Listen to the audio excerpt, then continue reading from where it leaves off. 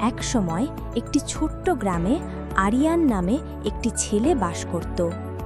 আরিয়ান খুবই ভদ্র ছিল এবং প্রকৃতি ও প্রাণীদের প্রতি তার গভীর ভালোবাসা ছিল। প্রতি সন্ধ্যায় সে গ্রামের কাছের একটি ঘন জঙ্গলের মধ্য দিয়ে হেঁটে যেত।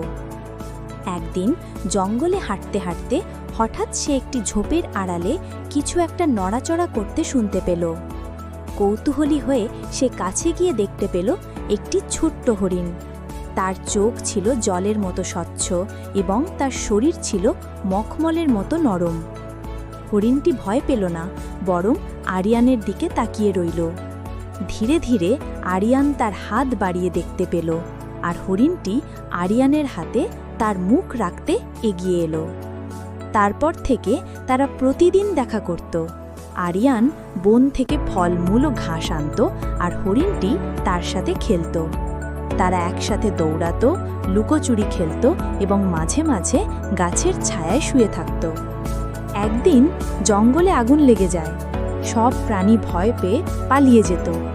আরিয়ানও ভয় পেয়ে যেত, কিন্তু হরিণের কথা মনে পড়ে সে দৌড়ে ফিরে যেত। ঝুঁকি নিয়ে সে হরিণটিকে খুঁজে পেল এবং হাত ধরে বের করে আনল। তারা ফিরে এসে গ্রামের সবাই অবাক হয়ে গেল। তারপর থেকে হরিণটি মাঝে মাঝে আরিয়ানের সাথে খেলতে গ্রামে আসত।